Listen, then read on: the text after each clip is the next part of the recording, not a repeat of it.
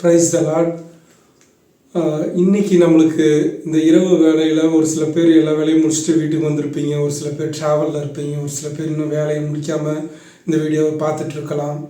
So இன்றைக்கி நம்மளுக்கு இந்த நாள் எப்படி இருந்திருக்கும் அப்படின்னு பார்த்தோன்னா, ஒரு சில பேருக்கு வெற்றிகரமாக அமைஞ்சிருக்கும், ஒரு சில பேருக்கு கொஞ்சம் நினச்சது நடக்காமல் இருந்திருக்கலாம், ஒரு சில பேருக்கு பார்த்தோன்னா தள்ளி போடுற மாதிரி விஷயங்கள் இருந்திருக்கலாம். என்னடா இன்னும் முடியலையே அப்படின்னு சொல்லி ஒரு சில பேருக்கு தோல்வியாக கூட அமைஞ்சிருக்கிறாங்க. ஸோ எதுவாக இருந்தாலும் நம்ம என்ன பண்ணிக்கலாம் அப்படின்னா, மனசை தேத்திக்கிட்டு அடுத்த நாளுக்கு நம்ம தயாராகணும். அதுதான் நம்மளுக்கு முக்கியமான ஒரு விஷயம். இதுக்கு பற்றி ஒரு சின்ன கதையை உங்களுக்கு சொல்லலான்னு ஆசைப்பட்றேன். ஒரு சின்ன பையன் அவன் லீவில் என்ன பண்ணுறான்னா, அவனுடைய கிராமத்தில் ஒரு மளிகை கடையில் வேலை செய்கிறாங்க. அப்போ ஓனர் என்ன பண்ணுறாருன்னா, சரி இந்த முட்டையை கொண்டு போயிட்டு அந்த கடையில் கொடுத்துட்டு வாப்பா அப்படின்னு சொல்கிறாரு. அந்த பையனை என்ன பண்ணுறான்னா, முட்டையை ஃபுல்லாக பாக்ஸில் அடுக்கி வச்சுக்கிட்டு எடுத்து போய்கிட்டு இருக்கான். போயிட்டு இருக்கும்போது பாதி வழியில் என்ன பண்ணிடுறான்னா, தவறுதலாக கீழே விழுக வச்சிட்றான். முட்டைலாம் விழுந்து உடஞ்சிருது. அப்போ அந்த கடையோடைய ஓனர் வர்றாரு. வந்ததும் பயங்கரமாக திட்டிடுறாரு அந்த பையனை.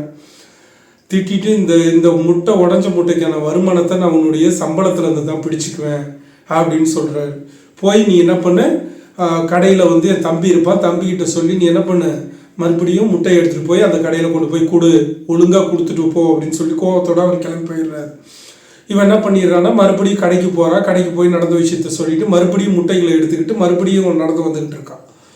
நடந்து வந்துட்டு இருக்கும்போது மறுபடியும் என்ன பண்ணிடுறான்னா, கையில் வச்சுருந்த முட்டைகள் எல்லாத்தையுமே போட்டு உடைச்சிட்றான்.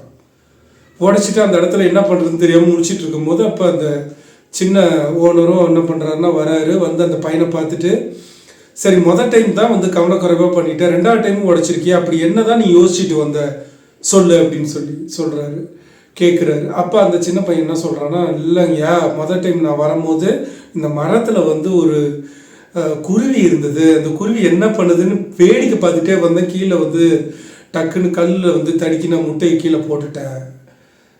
சரி ரெண்டாவது டைம் எதுக்கு போட்டு உடைச்சேன்? ரெண்டாவது டைம் மொதல் டைம் கீழே போட்டு உடைச்ச முட்டை பார்த்துட்டு ஓனர் திட்டினார்ல, அவர் திட்டினதை யோசிச்சுட்டே ரெண்டாவது டைம் நடந்து வந்தேன், அதனால் கீழே போட்டு மறுபடியும் உடைச்சிட்டேன் அப்படின்னு சொல்கிறாரு. அப்போ அந்த சின்ன முதலாளி என்ன சொல்கிறாருன்னா, மொத்தத்தில் நீ 2 டைமுமே கவனத்தோடு வரவே இல்லை, பாதி கவனம் இல்லாமல் நீ வர அப்படின்னு சொல்கிறார். ஒழுங்காக கவனத்தோடு இருந்தேன்னா இந்த முட்டை விழாமல் இருந்திருக்குள்ள, உன்னுடைய கவனச்சித்திரல் தான் அதுக்கு காரணம்.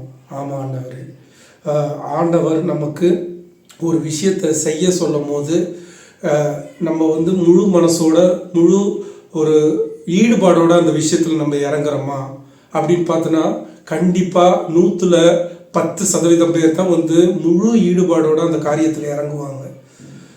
நம்ம ஒரு காலையில் எழுந்திரிச்சு கர்த்தருடைய சன்னிதானத்தில் அவருடைய தேவ சமூகத்தில் நம்ம உட்காரும் போது ஒரு மனது முழு திருப்தியோடு அந்த சமூகத்தில் உட்கார்ந்து யாருடைய இடையூறு இல்லாமல், யாரும் எழுப்பி விடாமல், யாருமே எந்திரிச்சு ப்ரேயர் பண்ணுறா அப்படிலாம் சொல்லாமல் நம்மளா எந்திரிச்சு ஆண்டவருக்காக காலையில் எந்திரிச்சதும் முதல் பங்கு அவர்கிட்ட கொடுக்கணும், நம்மளுடைய முதல் பணியே அவர்கிட்ட இருந்து தான் ஆரம்பிக்கணும்னு சொல்லி முழு உத்வேகத்தோடு அதில் ஆரம்பித்து அந்த முழு சந்தோஷத்தோடு நம்ம எல்லா பணியையுமே முழு கவனத்தோட முழு ஈடுபாடோடு நம்ம செஞ்சோம் அப்படின்னா, கண்டிப்பாக ஆண்டவர், கண்டிப்பாக கர்த்தர் நம்ம கூட இருந்து முழு ஆசீர்வாதத்தை தருவாருங்க.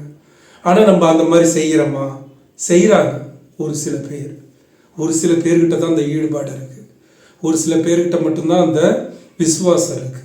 நம்ம அந்த மாதிரி ஈடுபடுறோமா? கிடையாது.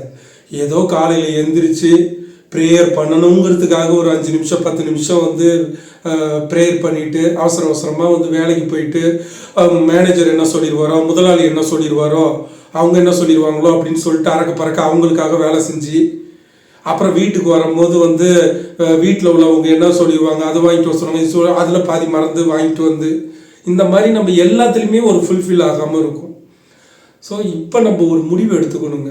இந்த இரவு நேரத்தில் மறுபடியும் நம்ம ஆண்டவர் சமூகத்தில் ஒரு குடும்பமாக நம்ம ஜபம் பண்ணாலும் சரி, இல்லை தனிநபர் ஜபம் பண்ணாலும் சரி, ஆண்டவர்கிட்ட உட்காந்து உலக மக்களுக்காகவும் நம்மளுடைய குடும்பத்திற்காகவும் நமக்காகவும் நம்ம என்ன பண்ணணும்னா, ஆண்டவர்கிட்ட ஒப்பு கொடுக்கணும். நம்மளுடைய விஷயங்கள் எல்லாத்தையுமே ஒப்பு கொடுக்கணும். ஆண்டவரே, இன்னைக்கு காலையிலேருந்து இந்த பணிகள்லாம் நான் செஞ்சுட்டு வந்தேன். அந்த பணிகள் செய்யும் போது நான் இதெல்லாம் தவறுதெல்லாம் நான் பண்ணிட்டேன், என்ன மன்னிச்சிருங்க. இனிமேல்ட்டு இந்த தவறு நான் செய்ய மாட்டேன். எனக்கு இந்த விஷயம் இன்னும் எனக்கு புரியாமல் இருக்குது, எனக்கு தெரிய மாட்டேங்குது. மேனேஜர் வந்து என்னை திட்டிகிட்டே இருக்கிறாரு, ஆஃபீஸில் சூப்பர்வைசர் வந்து என்னை வந்து சொல்லிக்கிட்டே இருக்காங்க, ஏதோ ஒன்று சொல்லிக்கிட்டு இருக்காங்க. அந்த மாதிரி நம்மளுக்கு என்ன பிரச்சனைகள் இருக்கோ அது ஆண்டவர்கிட்ட ஒரு நண்பராக, நம்மளுடைய அப்பாவா, நம்மள்கிட்ட நம்ம அம்மாவா, எல்லாத்தையுமே அவர்கிட்ட ஷேர் பண்ணோம் அப்படின்னா அழகாக நம்மளை என்ன பண்ணுவார்னா வழி நடத்துவாருங்க. இப்போ ஒரு வசனம் உங்களுக்காக நான் சொல்கிறேன் பாருங்கள். நீதிமொழிகள் 3வது அதிகாரத்தில் 9வது வசனம். உன் பொருளாலும் உன் எல்லா விளைவின் முதற் பலனாலும் கர்த்தரை கனம் பண்ணும்.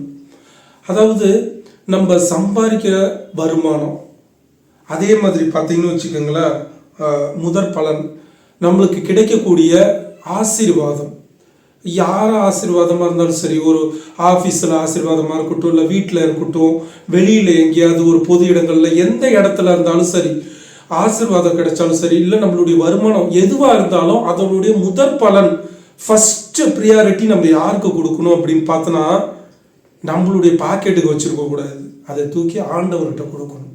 முதற் பலனை அவருக்கு கனம் பண்ணணும்.